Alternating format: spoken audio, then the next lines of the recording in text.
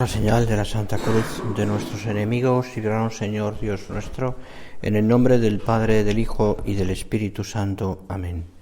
Señor mío y Dios mío, creo firmemente que estás aquí, que me ves, que me oyes.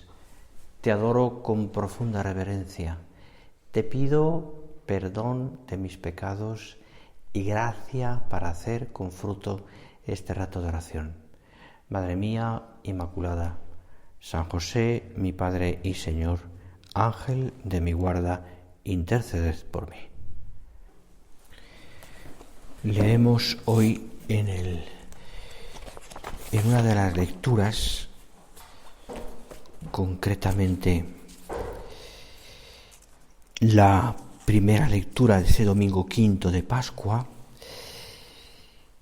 un relato de la actividad apostólica de San Pablo, concretamente cuando van por Listra, Iconio y Antioquía, donde dice, animaban a los discípulos exhortándoles a perseverar en la fe y diciéndoles además que tenían que pasar por muchas tribulaciones para entrar en el reino de Dios. Y allí cuenta cómo iban designando presbíteros, cómo oraban, cómo ayunaban, cómo predicaban y cómo reunían a la iglesia contándoles lo que el Espíritu Santo hacía con ellos, a través de ellos. Y cómo, y este era un punto crucial, también pues se había abierto a los gentiles la puerta de la fe. Es una descripción, capítulo 14 de los Hechos de los Apóstoles, breve pero concreta, pero muy bien descrita, pues de la actividad que tenían los apóstoles y de cómo se va difundiendo la fe a través de la predicación, a través también de la vida de aquellos primeros discípulos y la vida de la Iglesia, la vida de los cristianos. Y cómo esa fe se ha trasladado, se transmite de unos a otros a través de las cosas, en este caso de la predicación, pero también a través de unos a otros, de la familia, del trabajo, de las relaciones sociales, del comercio, de mil cosas que viven los primeros cristianos con gran naturalidad, porque hablan de lo que tenían en el corazón, hablan de lo que ellos vivían, de algo que se había metido completamente en su corazón y que entendían también como esencial en su vida. No hablaban de algo que parecía como impuesto, como si fuera, como si fuera una especie de trama o de organización para poder extender la fe, sino que con serenidad, con paz, sobre todo con naturalidad, hablaban de lo que vivían. Así, por ejemplo, años después, cuenta un gran filósofo, hombre conocido en los círculos intelectuales, que se hizo cristiano, San Justino, cuenta pues que cómo descubre también la fe. Él sencillamente está un día paseando por la orilla de la playa, contemplando el mar, y se encuentra con un anciano. Aquel hombre se pregunta, porque quizás no era normal, qué podía hacer aquel hombre allí, este anciano allí, y ahí entablan una conversación en la cual le dice este señor anciano, le dice que espera a unos familiares que están navegando. Hay una conversación, cuenta Justino, donde salen temas diversos. Cultura, política, religión, etc. Se ve que eran dos personas a las cuales les gustaba conversar y hablar. Pero enseguida se da cuenta Justino de que el anciano todo lo que dice, lo dice con algo, con un matiz distinto. Algo que le sorprende a Justino. Es un sentido nuevo que descubre inmediatamente, porque ya algo conocía, que es un sentido cristiano. Quizás por esa,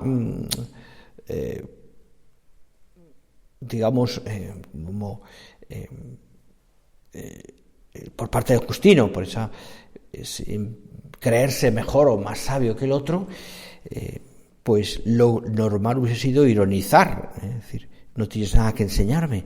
Sin embargo, le desarma a Justino la sencillez de aquel anciano. Le desarma.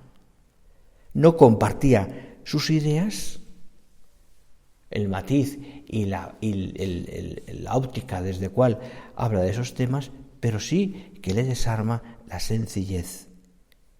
Y detrás de esa sencillez, la verdad, la sinceridad que había en las palabras y en los pensamientos de aquel hombre. Eso, cuenta después Justino, aunque ya no volverá a ver a este hombre, eso fue como la chispa que inició su conversión. Aquel encuentro con el anciano le hace pensar mucho más a fondo porque Justino era intelectual y las cosas las reflexionaba. Un encuentro fortuito que inicia la conversión de alguien que después hizo mucho bien, porque argumentó en la apología también la fe que después descubre. Y defiende desde ese punto de vista también, le lleva al martirio, a Justino también, defiende la fe que ha descubierto, con sus ideas, con su intelecto. Se convierte, como sabéis, en uno de los grandes apologetas cristianos. Y seguramente la actividad, como decíamos antes, y estas cosas pasan hoy día también. Yo diría que la vida de los primeros cristianos es similar en muchas partes, en muchas maneras y en muchos matices a la nuestra.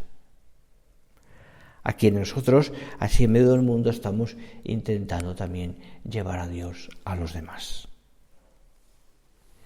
En el fondo, nosotros podemos dar respuestas a las preguntas que el hombre hoy día se sigue haciendo: el sentido de la vida, la felicidad, la existencia del sufrimiento, el dolor, la muerte, las cosas que el hombre no entiende o no es capaz de entender si no es desde un punto de vista cristiano. Sin embargo, lo que le pasa al hombre hoy día también es cuando busca esa felicidad y se encuentra, porque tiene que encontrar con la cruz, desvía la solución, desvía de alguna manera la atención del problema y busca otro camino. La seguridad, el éxito, el dinero, el placer, lo que sea, que acaban saturándole y acaban fallando. Y al final, ¿con qué se encuentra el hombre hoy cuando no sabe buscar rectamente a Dios? Con la soledad. Con el desamparo del hombre que está intentando construir su vida sin Dios. La soledad y la confusión de Babel. De aquel suceso que narra cómo Dios confunde al hombre, porque busca construir una ciudad sin Dios. Le pasa a muchos conversos este mismo camino. San Agustín, por ejemplo. En el fondo, aquellos hombres como nosotros hoy, y como tantas gentes que conocemos, en diversas épocas de la historia, han tenido las mismas ansiedades. Han buscado las mismas soluciones. Se han dirigido a veces por los mismos sucedáneos.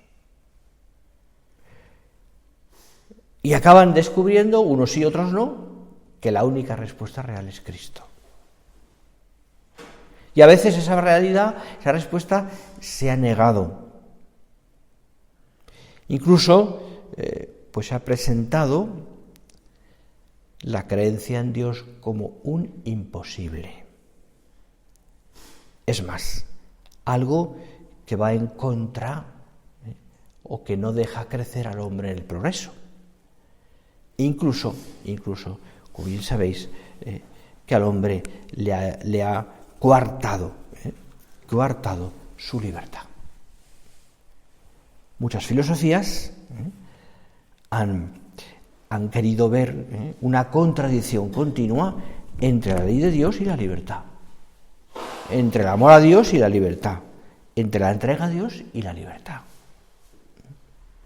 Sin embargo, los primeros cristianos fueron hombres que también tuvieron ese progreso. De alguna manera afrontaron las mismas dificultades que nosotros y fueron, entre comillas, en su época también modernos, en el sentido de que fueron más allá.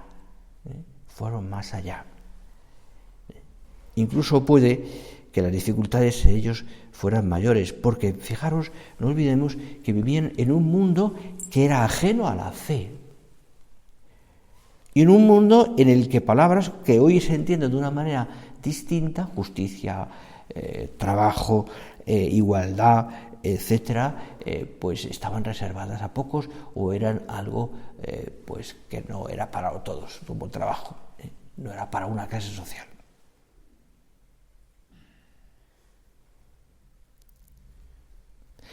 ¿Por qué actuaron así? ¿Cómo reaccionaron aquellos primeros cristianos ante el mundo que les rodeaba? Esos que hemos leído que va convirtiendo San Pablo. Aquellos primeros cristianos como Justino, como después Agustín, siglos después, ¿qué hacen? Podríamos pensar que se vieron como beneficiados, por así decirlo, de los milagros y la gracia de Dios tan potente. Pero yo creo que esto no es real. Yo creo que lo que arrastra a los demás y les hace a los cristianos ser realmente hombres coherentes y atractivos en su vida es la fe. El hecho sencillo y sublime de algo que ellos entendieron radicalmente en su vida, que fue el bautismo. Porque entienden que la gracia recibida en el bautismo, para ellos les da como una nueva realidad. Nada a partir de entonces podía ser igual. Ellos se dan cuenta, y es algo que también pienso que la obra ha traído, también ha hecho recordar a muchas personas, también el espíritu de la obra, lo que nuestro Padre también quiere transmitir a tantas personas, y nosotros, pues ellos se dan cuenta de que eran depositarios y participan de algo tan importante como es la gracia y el amor de Dios por ellos. Ellos son conscientes, también nosotros, de que Dios habitaba en ellos. Por eso quieren buscar la voluntad de Dios en todo momento. Por eso actúan manifestando su docilidad a Dios, como lo había hecho el Hijo al Padre. Por eso hablan de Cristo, como nos han dicho tantas veces, como el centro de su vida. La centralidad de Cristo. Por eso son hombres y mujeres que son capaces de dar la vida por algo que aman, por encima de todo. Como si se ve constatado después. Por eso son hombres y mujeres que van vivificando el ambiente que les rodea a través de sus vidas, a través de ser Cristos, ahí donde estaban. Algo que se introduce en sus almas por el bautismo. Son instrumentos de Dios porque quisieron actuar siempre como Jesús mismo. Ejemplos como Justino, Ejemplos como Priscila y Aquila, que aparecen en los Hechos también. Ejemplos como aquellos otros primeros cristianos, Cipriano, etcétera, y tantos, ¿no? Que entienden que su vida tiene un sentido en Cristo. Y que eso que han recibido, a través de muchas maneras distintas, les hace ser apóstol de apóstoles.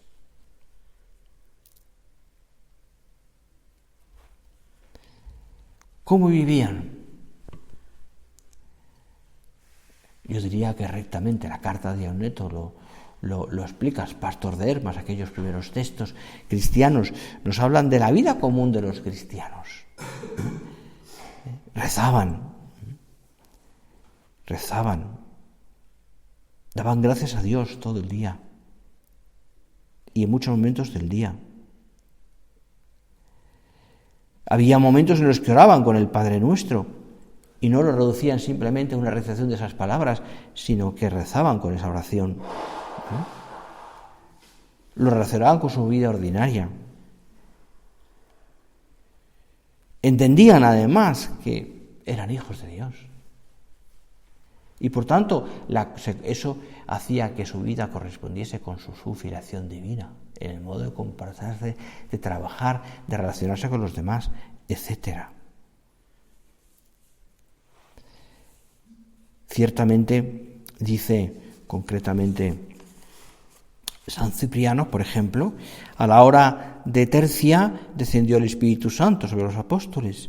El Señor fue crucificado a la hora de sexta y a la hora nona lavó con su sangre nuestros pecados. Por eso a esas horas también ellos rezaban. Transmiten la fe a través, eso se va conformando poco a poco, de una catequesis, una apología, que en el fondo está también como bien inserta en su vida. No es una apología que va al margen de lo que ellos viven, sino que viven también eso que están predicando. Qué importante es esto, para que nosotros también sepamos transmitir las cosas así. No transmitimos algo que no tiene vida. Nuestra fe no es un libro. Nuestra fe no es un libro, como podría ser el de los musulmanes, ¿no? No es un libro. Nuestra fe es nuestra propia vida. Es la palabra de Dios hecha vida. Pues es importante el ejemplo de los cristianos. Nosotros no transmitimos también nuestro espíritu, el espíritu de la obra, sencillamente porque damos una formación, sino porque esa formación, eso que transmitimos, lo hacemos a través de nuestra vida. Y lo mismo, los supernarios, los agregados, lo que sea, transmiten también a través de su vida eso que están viviendo. Y eso es lo que atrae realmente a la gente. Y eso es lo que cambia la sociedad. Fue así al principio de la Iglesia y seguirá siendo así. Y eso hemos de tenerlo como muy metido en nuestra alma, ¿no? Y hemos de transmitirlo también a los demás. Ocupaba un lugar privilegiado en la vida de los primeros cristianos la Eucaristía, evidentemente, junto con la oración. Y aquello incluso llegó un momento en que no se reducía solo a los domingos, aunque empieza a ser siempre el Día del Señor, pero después hay textos concretos que nos hablan de cómo frecuentaban la Sagrada Comunión también entre semana. Y muchas veces a costa de incomodidades grandes, incluso para no romper el ayuno voluntario. Aquello era un sacrificio. Porque ellos entendían perfectamente que cuanto más unidos estuvieran a Dios, a Cristo, más fácilmente podrían descubrir lo que Dios esperaba de ellos y más fácilmente podían transmitir también la gracia de Dios a los demás. Y aquello, todo eso que están viviendo y que se ve en los textos de los primeros padres, de los primeros textos y de los mártires, aquello no lo ven como imposiciones obligatorias, no son preceptos que tienen que vivir. aunque después se consoliden quizás unos mandamientos o unos mandamientos de la Iglesia, mil cosas, o una fe que se transmite también, que se escribe evidentemente, porque hay que transmitirla. No, pero ellos no lo ven como una obligación, sino como el modo lógico de corresponder al don que habían recibido. Dios se había dado. Eran conscientes de algo que casi sus contemporáneos, o al menos algunos de los que habrían podido conocer, habían sido testigos. Cómo los hombres no iban a tratar a Dios y a buscarle. Por eso no se conforman con mínimos, sino que entienden que todo tiene que dar gloria a Dios. Todo. Todo. Y entienden también algo que aparece en la Sagrada Escritura, en el Nuevo Testamento, y que es el fundamento también de la fe de ellos. En parte es una manifestación clarísima, porque es nuclear, igual que en la vida nuestra, que es la caridad. La caridad.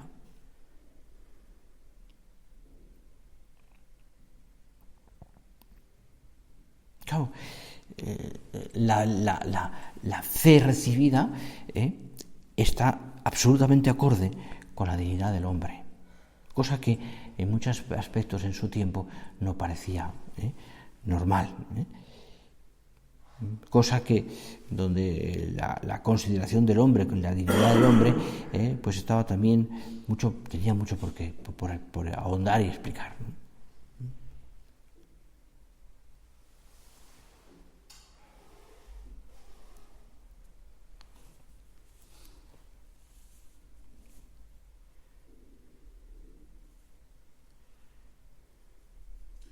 La caridad.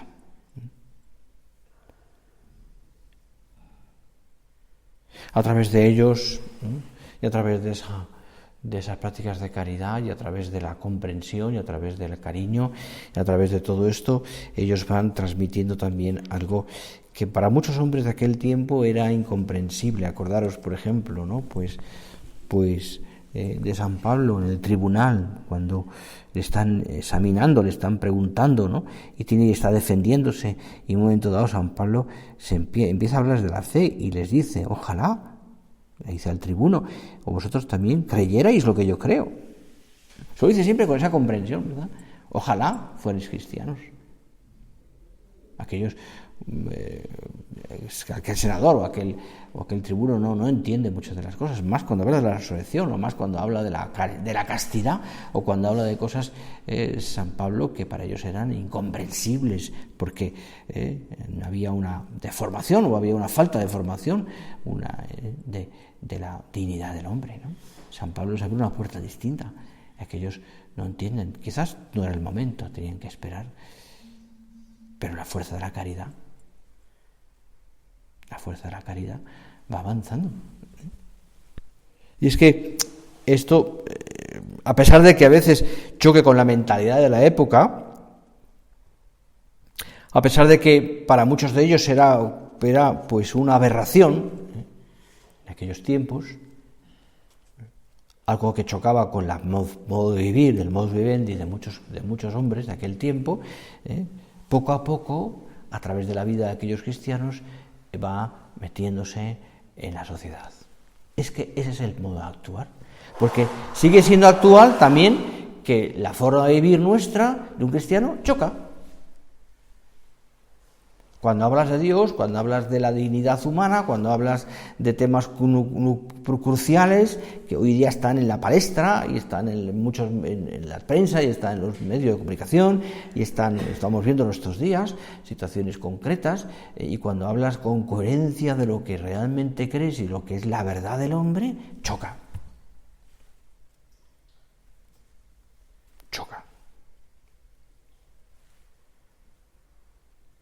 ¿Y cuál es el camino? La caridad, la comprensión. Para muchos de ellos, esa caridad se manifiesta en los primeros cristianos, esa caridad se ve como que se hace patente en el martirio. Son hombres que aman tanto a Dios y a los demás que son capaces de dar la vida, incluso perdiendo la vida, por Dios y por la fe que profesan. Era como el testimonio supremo de la caridad. Es el testimonio supremo de la caridad. Muchos de ellos con un martillo efectivo, otros también con un martillo que les hacía testigos. Testigos. Es decir, transmitieron la fe también a través de su sufrimiento, aunque no acabara en la muerte, de su entrega.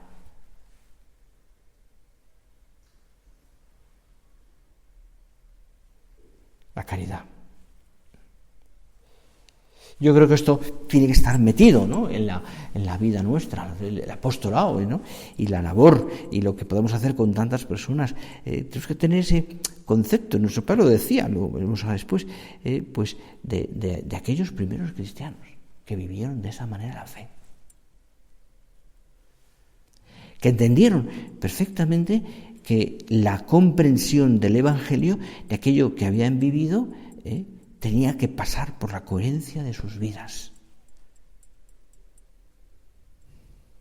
Los gentiles, dice uno de los padres, Pseudo Clemente concretamente, dice: los gentiles, cuando oyen de nuestra boca las palabras de Dios, se maravillan de su hermosura y grandeza. Pero cuando descubren que nuestras obras no son dignas de las palabras que decimos, inmediatamente empiezan a blasfemar, diciendo que es un cuento falaz y un engaño. Es decir, tiene que ir la vida detrás de la fe.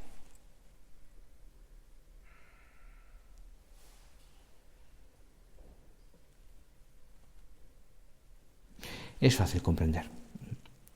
Porque entonces, viendo este ejemplo maravilloso, que aparece en los Hechos de los Apóstoles, como hemos leído al principio, que aparece en tantos primeros cristianos, es fácil comprender por qué nuestro Padre, por qué San José María nos animaba tanto a la imitación de los primeros cristianos y habló tanto de esto. Habló tanto de esto. Porque era el ejemplo, ¿no?, en medio de una sociedad en muchas partes corrompida. Corrompida. En medio de una sociedad que hoy de alguna manera tiene muchas semejanzas. También nosotros tenemos que transmitirlo. La meditación de la doctrina, de la fe, hasta hacerla propia. El encuentro con Cristo en la Eucaristía, decía nuestro Padre. El diálogo personal, la oración sin anonimato, cara a cara con Dios, han de constituir la sustancia última de nuestra conducta.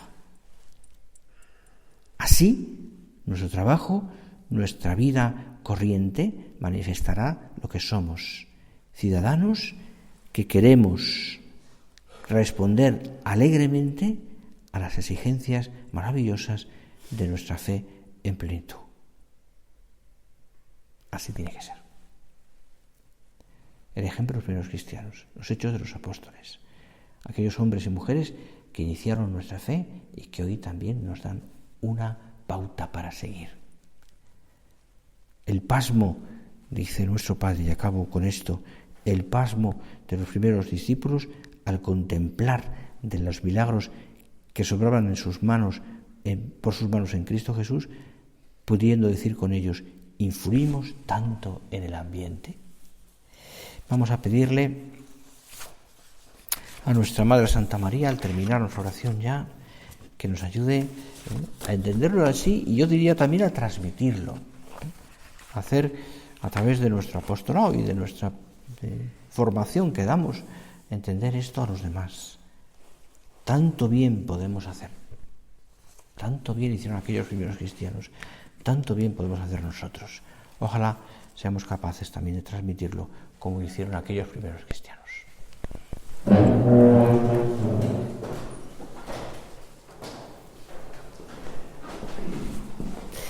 Te doy gracias, Dios mío, por los buenos propósitos, afectos e inspiraciones que me has comunicado en esta meditación. Te pido ayuda para ponerlos por obra. Madre mía Inmaculada, San José, mi Padre y Señor, Ángel de mi guarda, interceded por mí.